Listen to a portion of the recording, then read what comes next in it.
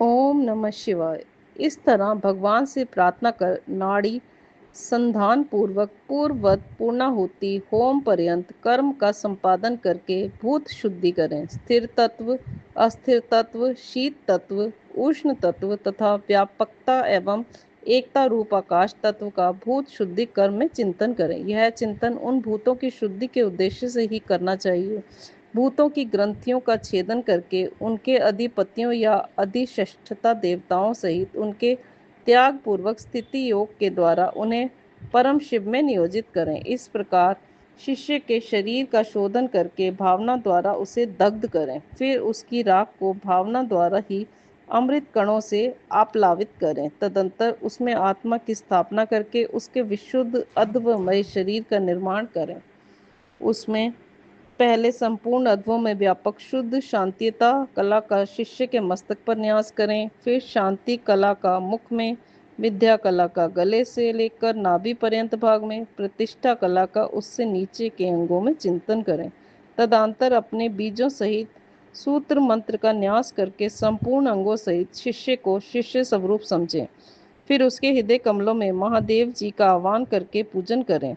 गुरु को चाहिए कि शिष्य में भगवान शिव के स्वरूप की नित्य उपस्थिति मानकर शिव के तेज से तेजस्वी हुए उस शिष्य के अणिमा आदि गुणों का भी चिंतन करें। फिर भगवान शिव से आप प्रसन्न हो ऐसा कहकर अग्नि में 3 आहुतियां दें। इसी प्रकार पुनः शिष्य के लिए निम्नांकित गुणों का ही उपादन करें। सर्वज्ञता, तृप्ति आदि, अंतरहित बोध, अलुप्ता, शक्ति मक्ता, स्वतंत्रता और अनंत शक्ति, इन गुणों की उसमें भावना करें। इसके बाद महादेव जी से आज्ञा लेकर उन देवेश्वर का मन ही मन चिंतन करते हुए सधोजात आदि कलशों द्वारा क्रमशः शिष्य का अभिषेक करें।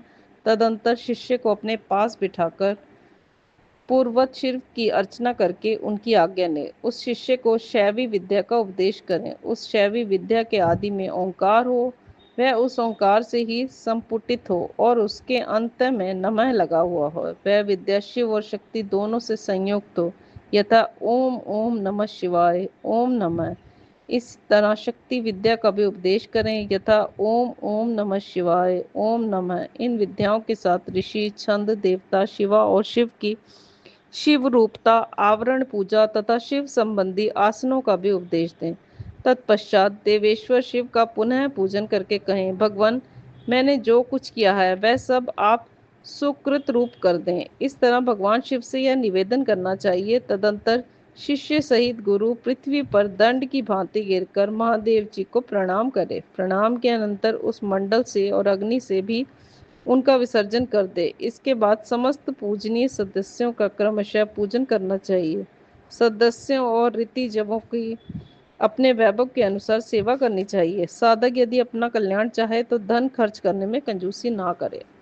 साधक संस्कार और मंत्र महात्म्य का वर्णन। उपमन्यु कहते हैं, यदुनंदन अब मैं साधक संस्कार और मंत्र महात्म्य का वर्णन करूंगा। इस बात की सूचना मैं पहले कह दे चुका हूँ। पूर्ववत मंडल में कलश पर स्थापित महादेव जी की पूजा करने के पश्चात हवन करें। फिर नंगे से शिष्य को उस मंडल के पास भूमि पर बिठावें।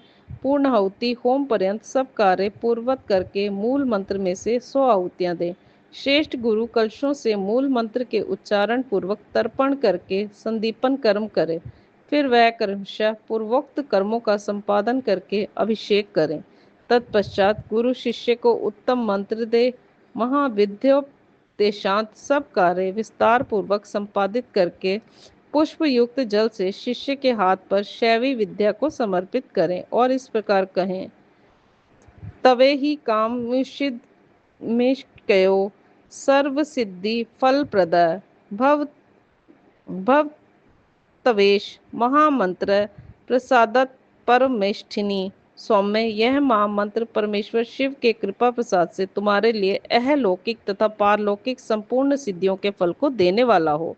ऐसा कहकर महादेव जी की पूजा करके उनकी आज्ञा ले गुरु साधक को साधना और शिव योग का उपदेश दे। गुरु के उस उपदेश को सुनकर मंत्र साधक शिष्य उनके सामने ही विनियोग करके मंत्र साधन आरंभ करे। मूल मंत्र के साधन को पुरुष चरण कहते हैं, क्योंकि विनियोग नामक कर्म सबसे पहले आचरण में लाने योग्य है। यही पुरुष चरण शब्द की व्युत्पत्ति है। मुमुक्ष के लिए मंत्र साधन अत्यंत कर्तव्य है, क्योंकि किया हुआ मंत्र साधन इहलोक और परलोक में साधक के लिए कल्याणदायक होता है।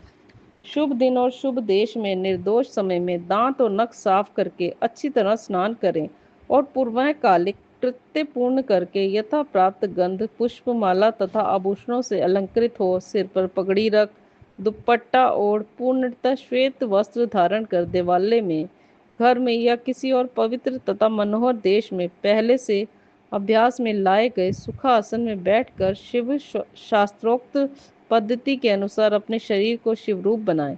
फिर देव देवेश्वर नकुलेश्वर शिव का पूजन करके उन्हें खीर का नैवेद्य अर्पित करें। क्रमशः उनकी पूजा पूरी करके उन प्रभु को प्रणाम करें और उनके मुख से आज्ञा पाकर 1 करोड़, आधा करोड़ अथवा चौथाई करोड़ शिव मंत्र का जप करें अथवा 20 लाख या 10 लाख बार जप करें। उसके बाद से सादा खीर एवं क्षार नमक रहित अन्य पदार्थों का दिन रात में केवल एक बार भोजन करें। अहिंसा क्षमा शम का पालन करते रहें। खीर ना मिले तो फल मूल आदि का भोजन करें। भगवान शिव ने निम्नलिखित भोज्य पदार्थों का विधान किया है, जो उत्तरोत्तर श्रेष्ठ है। पहले तो चरु भक्षण योग्य है, उसके बाद सत्तू के कण, जौ के आटे का हलवा, साग, दूध, दही, घी, मूल, फल और जल ये आहार के लिए विहित हैं। इन भक्ष्य भोज्य आदि पदार्थों को मूल मंत्र से अभिमंत्रित करके प्रतिदिन मौन भाव से भोजन करें। इस साधन में विशेष रूप से ऐसा करने का विधान है। व्रती को चाहिए कि 108 मंत्र से अभिमंत्रित किए हुए पवित्र जल से स्नान करे अथवा नदी नद के जल को यथाशक्ति मंत्र जप के द्वारा अभिमंत्रित करके अपने शरीर का प्रोक्षण कर ले। प्रतिदिन तर्पण करे और शिवाग्नि में आहुति दे। हवनीय पदार्थ 7, 5 या 3 द्रव्यों के मिश्रण से तैयार करें अथवा केवल कृत से ही आहुति दें। जो शिव भक्त साधक इस प्रकार भक्ति भाव से शिव की साधना या आराधना करता है, उसके लिए अहलोक और परलोक में कुछ भी दुर्लभ नहीं है। अथवा प्रतिदिन बिना भोजन किए ही एकाग्रचित हो 1 सहस्त्र मंत्र का जप किया करे। मंत्र साधना के बिना भी जो ऐसा करता है, उसके लिए ना तो कुछ दुर्लभ है, ना ही कहीं उसका अमंगल ही होता है। वह इस लोक में विद्या लक्ष्मी तथा सुख पाकर अंत में मोक्ष प्राप्त कर लेता है। साधन विनियोग तथा नित्य नैमित्तिक कर्म में क्रमशः जल से, मंत्र से और भस्म से भी स्नान करने के पवित्र शिखा बांधकर, यज्ञोपवीत धारण कर, कुशा की पवित्र हाथ में लपेट ले, ललाट में त्रिपुंड लगाकर रुद्राक्षी माला पहने पंचाक्षर मंत्र का जप करना चाहिए। योग्य शिष्य के आचार्य पद पर अभिषेक का वर्णन तथा संस्कार के विविध प्रकारों का निर्देश। उपमन्यु कहते हैं, यदुनंदन जिसका इस प्रकार संस्कार किया गया हो और जिसने पाशुपत व्रत का अनुष्ठान पूरा कर लिया हो, वह शिष्य यदि योग्य हो तो गुरु उसका आचार्य पद पर अभिषेक करें, योग्यता ना होने पर ना करें। इस अभिषेक के लिए पूर्ववत मंडल बनाकर परमेश्वर शिव की पूजा करें। फिर पूर्ववत 5 कलशों की स्थापना करें। इनमें से 4 तो चारों दिशाओं में हो और 5वां मध्य में हो। पूर्व वाले कलश पर निर्वृत्ति कला का, पश्चिम वाले कलश पर प्रतिष्ठा कला का, दक्षिण कलश पर विद्या कला का, उत्तर कलश पर शांति कला का और मध्यवर्ती कलश पर शांत्यतीता कला का न्यास करके उनमें रक्षा आदि का विधान करके धेनु मुद्रा बांधकर कलशों को अभिमंत्रित करके पूर्ववत पूर्णाहुति पर्यंत होम करें। फिर नंगे से शिष्य को मंडल में ले आकर गुरु मंत्रों का तर्पण आदि करें और पूर्णाहुति पर्यंत एवं पूजन करके पूर्ववत देवेश्वर की आज्ञा ले शिष्य को अभिषेक के लिए ऊंचे आसन पर बिठाएं। पहले सकलीकरण की क्रिया करके पंचकला रूपी शिष्य के शरीर में मंत्र का न्यास करें। फिर उस शिष्य को बांधकर शिव को सौंप दे। तदंतर निर्वृत्ति कला आदि से युक्त कलशों को क्रमशः उठाकर शिष्य का शिव मंत्र से अभिषेक करें। अंत में मध्यवर्ती कलश के जल से अभिषेक करना चाहिए। इसके बाद शिव भाव को प्राप्त हुए आचार्य शिष्य के मस्तक पर शिवहस्त रखें और उसे शिवाचार्य की संज्ञा दें। तदुत्तर उसको वस्त्राभूषणों से अलंकृत करके शिव मंडल में महादेव जी की आराधना करके 108 आहुति एवं तर्पण आहुति दें। फिर देवेश्वर की पूजा एवं भूतल पर साष्टांग प्रणाम करते हुए गुरु मस्तक पर हाथ जोड़े भगवान शिव से इसका निवेदन करें। भगवंत सत् प्रसादेन देशिकौ मया कृत्य अनुग्रह तव्या देव दिव्या जाज्ञा से प्रदीयताम। भगवान, आपकी कृपा से मैंने इस योग्य शिष्य को आचार्य बना दिया है। देव, अब आप अनुग्रह करके इसे दिव्य आज्ञा प्रदान करें।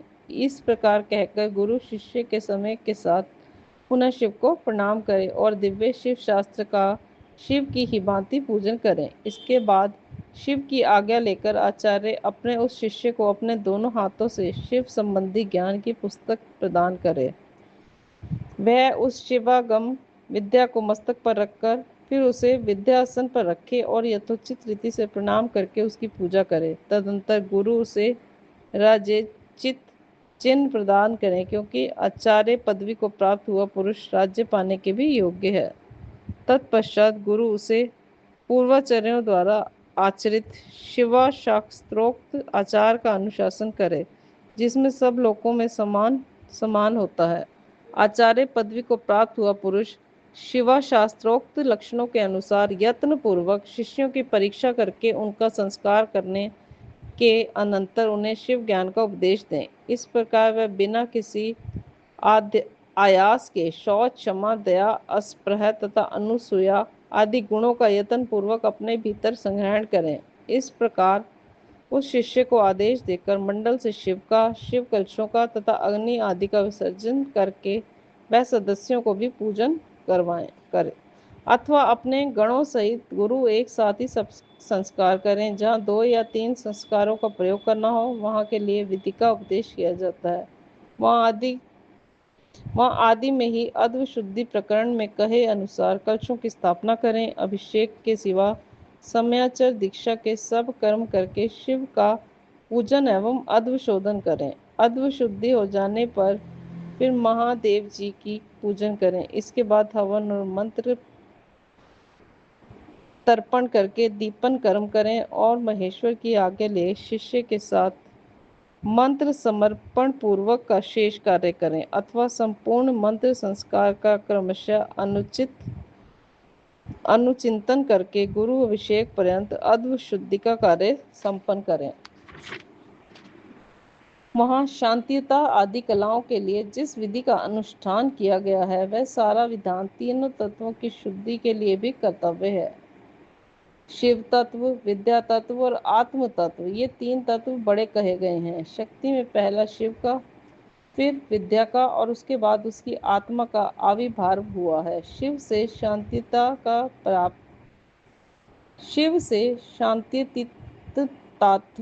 व्याप्त है, उससे शांति कलाध्वा, उससे विद्या कलाध्वा, विद्या से परिशिष्ट प्रतिष्ठा कलाध्वा और उससे निर्वृत्ति कलाध्वा व्याप्त है। शिव शास्त्र के पारंगत मनीषी पुरुष मंत्र मूलक शांभव्य संस्कार को दुर्लभ मानकर शाक्त संस्कार का प्रतिपादन करते हैं। श्री कृष्ण, इस प्रकार मैंने तुमसे यह संपूर्ण चतुर्विध संसार कर्म का वर्णन किया है। अब और क्या सुनना चाहते हो?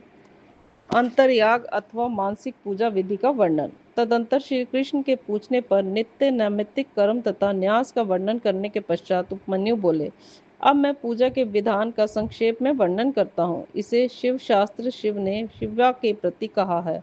मनुष्य अग्निहोत्र पर्यंत अंतर्याग का अनुष्ठान करके परियोग करें। अंतर्याग में पहले पूजा द्रव्यों को मन से कल्पित और शुद्ध करके गणेश जी का विधि पूर्वक चिंतन एवं पूजन करें। तत्पश्चात दक्षिण और उत्तर भाग में क्रमशः नंदीश्वर और सुयशा की आराधना करके विद्वान पुरुष मन से उत्तम आसन की कल्पना करें। सिंहासन, योगासन अथवा तीनों तत्वों में युक्त निर्मल पद्मासन की भावना करें। उसके ऊपर सर्व मनोहर सांब शिव का ध्यान करें। वे शिव समस्त शुभ लक्षणों से युक्त और संपूर्ण अवयवों से शोभायमान हैं। वे सबसे बढ़कर हैं और समस्त आभूषण उनकी शोभा बढ़ाते हैं और उनके हाथ पैर लाल हैं। उनका मुस्कुराता हुआ मुख कुंद और चंद्रमा के समान शोभा पाता है। उनकी अंग कांति शुद्ध स्फटिक के समान निर्मल है। 3 नेत्र प्रफुल्ल कमल की भांति सुंदर हैं। 4 भुजाएं, उत्तम अंग और मनोहर चंद्र कला का मुकुट धारण किए भगवान हर अपने 2 हाथों में वरद तथा अभय की मुद्रा धारण करते हैं और शेष 2 हाथों में मृग मुद्रा एवं टंक लिए हुए हैं। उनकी कलाई में सर्पों की माला कड़े का काम देती है। गले के भीतर मनोहर नील चिन्ह शोभित होता है। उनकी कहीं कोई उपमा नहीं है। वे अपनी अनुगामी सेवकों तथा आवश्यक उपकरणों के साथ विराजमान हैं। इस तरह ध्यान करके उनके वाम भाग में महेश्वरी शिवा का चिंतन करें। शिवा की अंग कांति प्रफुल्ल कमल दल के समान परम सुंदर है। उनके नेत्र बड़े बड़े हैं। मुख पूर्ण चंद्रमा के समान सुशोभित है। मस्तक पर काले काले घुंघराले के शोभा पाते हैं। ये नील उत्पल दल के समान कांतिमती है। मस्तक पर अर्धचंद्र का मुकुट धारण करती हैं। उनके 3 पयोधर अत्यंत गोल, घनीभूत, ऊंचे और स्निग्ध हैं। शरीर का मध्य भाग कृश है, नितंब भाग स्थूल है। वे महीन पीले वस्त्र धारण किए हुए हैं। संपूर्ण आभूषण उनकी शोभा बढ़ाते हैं। ललाट पर लगे हुए सुंदर तिल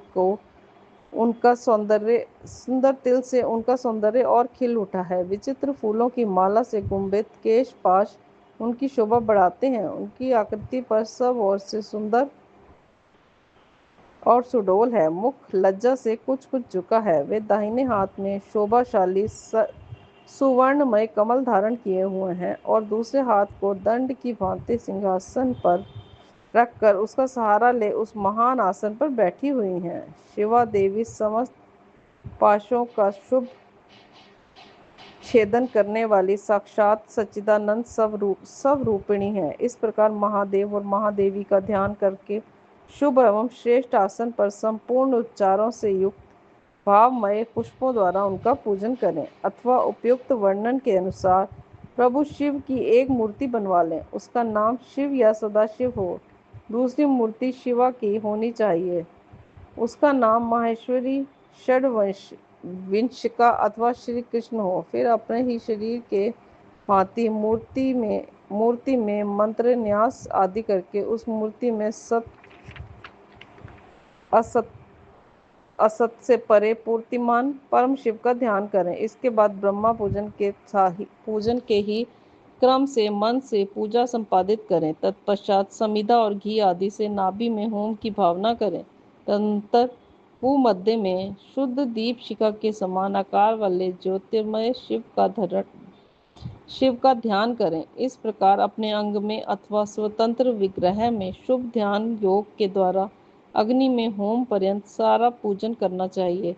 यह विधि सर्वत्र ही समान है। इस तरह ध्यानमय आराधना का सारा क्रम समाप्त करके महादेव जी का शिवलिंग में वेदी पर अग्नि से पूजन करें। ओम नमः शिवाय। शिव जी सदा सहाय।